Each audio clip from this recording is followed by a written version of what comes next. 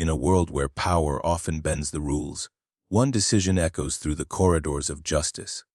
Donald Trump freeing George Santos. Was it mercy or was it manipulation? The news spread like wildfire. Donald Trump had commuted the prison sentence of George Santos, the disgraced former congressman known for his elaborate fabrications and criminal charges. To the public, it appeared as yet another moment of unpredictable Trumpian spectacle. But beneath the surface, it revealed something deeper, a testament to how political loyalty can outweigh morality. The act sparked outrage across the political spectrum, painted by many as the ultimate display of corruption and cronyism. Trump's choice to intervene for Santos wasn't just about forgiveness. It was about preserving a brand of power built on allegiance and self-interest.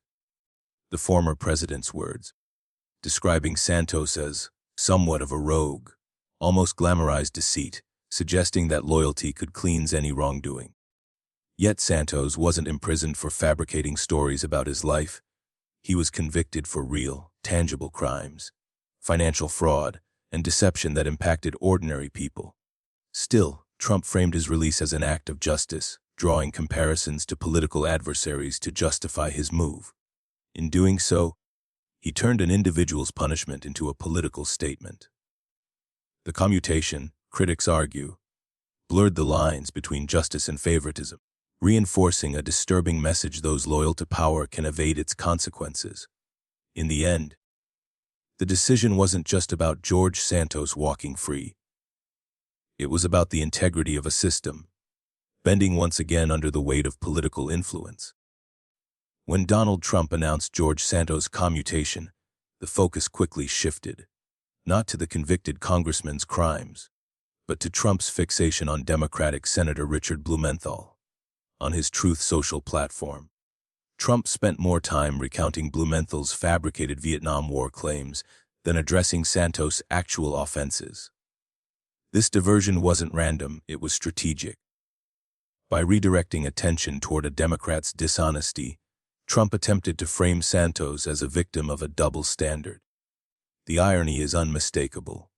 Trump defended a convicted fraudster by highlighting another man's lies, yet ignored the gravity of Santos's financial crimes. This deflection tactic is a classic maneuver in political storytelling, one that repositions the guilty as misunderstood and the accuser as hypocritical. Trump's message suggested that Democrats commit worse acts and face fewer consequences, stirring his base's long-standing resentment toward what they perceive as unequal justice. But beyond rhetoric, the comparison lacked substance. Blumenthal's false claims, while unethical, didn't involve financial theft or manipulation, crimes that sent Santos to prison. Through this narrative shift, Trump managed to reshape the conversation. Instead of debating corruption within his own party, the spotlight turned once again toward the opposition. It wasn't a defense of George Santos. It was a weaponized distraction. And in the landscape of political theater, distraction often wins over truth. To understand the outrage behind Trump's decision, one must separate the myths from the facts. George Santos wasn't in prison because he lied about being Jewish, a volleyball star, or a college graduate. His downfall wasn't built on tall tales. It was built on bank fraud, campaign fund misuse, and identity theft. These were crimes with victims, not just exaggerations. However, Trump's statement on Truth Social cleverly omitted this reality. He painted Santos as a man unfairly punished for storytelling, not as a criminal whose actions broke the law. The omission was intentional. It aligned with Trump's broader pattern of minimizing wrongdoing among his allies. This manipulation of narrative serves a dual purpose. It protects Trump's political image while recasting loyalists as martyrs. Santos' case became another opportunity to claim that the system unfairly targets Republicans. Yet the legal evidence told another story, one of calculated deceit and financial exploitation. By reframing Santos' crimes as harmless embellishments, Trump blurred the moral compass for millions of supporters. The result was confusion and polarization, a deliberate fog that shields power behind distortion. It wasn't about forgiveness.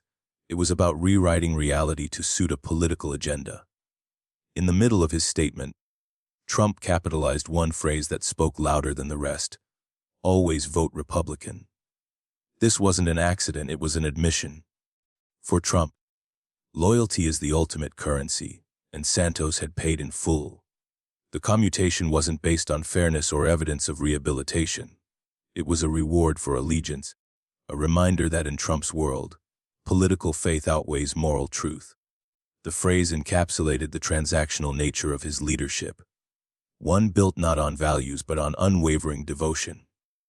Throughout his presidency and beyond, Trump has demonstrated a consistent pattern: those who praise him, defend him, or refuse to betray him are rewarded.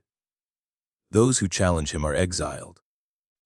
George Santos' release fits seamlessly into this pattern. It signals to others within Trump's orbit that loyalty can cleanse even the gravest offenses. But this devotion comes at a price. When justice bends for loyalty, it fractures the very foundation of democracy. The message this sends is chilling: that allegiance to a person can overshadow allegiance to law. Trump's statement wasn't a political defense. It was a declaration of hierarchy, one where loyalty reigns supreme and truth becomes negotiable. Behind Trump's seemingly spontaneous decisions often lies a web of political calculation. Reports and speculation suggest that George Santos might have possessed information capable of damaging the Republican Party. Details about hypocrisy, hidden scandals, and double lives before heading to prison. Santos hinted he knew about Republican orgies, anti-gay lawmakers living double lives, and secrets that could burn it all down. These words, combined with his volatile personality, made him a potential threat to party stability. By commuting his sentence, Trump may have been acting to protect not just Santos, but the party itself. The act could serve two purposes: buying Santos's silence and demonstrating Trump's control over his inner circle. It's a play that fits Trump's political instincts, transforming vulnerability into leverage. If Santos truly held damaging information, his release under Trump's favor places him in a debt of loyalty. This could prevent embarrassing revelations while reinforcing Trump's dominance within Republican ranks. Though unconfirmed, this theory resonates with Trump's long history of shielding allies to prevent fallout. It's not just about mercy. It's about management, about silencing the noise before it grows into a storm. Throughout his career, Donald Trump has portrayed himself as the man who would drain the swamp. Yet each decision seems to deepen the political mire. By commuting George Santos' sentence, Trump once again demonstrated his tendency to protect allies regardless of guilt. It's a recurring pattern, a loyalty test disguised as leadership. The move aligns with past instances where Trump defended figures accused of misconduct, from political operatives to convicted cronies. Each pardon, each defense, echoes the same message: loyalty will be rewarded, defiance will be punished. This incident is not an isolated act. It's part of a broader philosophy where justice bends for the loyal few. By freeing Santos, Trump reinforced the notion that political allegiance outweighs accountability, that corruption can be cleansed through devotion. And in that act, we see the irony of the promise he once made: to cleanse Washington of corruption, only to fill it with those who serve him unquestioningly. Ending 10 to 15 sesh. If you found this story revealing, let us know what you think. Do you believe Trump acted out of strategy or sympathy? Leave a comment, like this video, and share it with others who love uncovering the truth behind politics.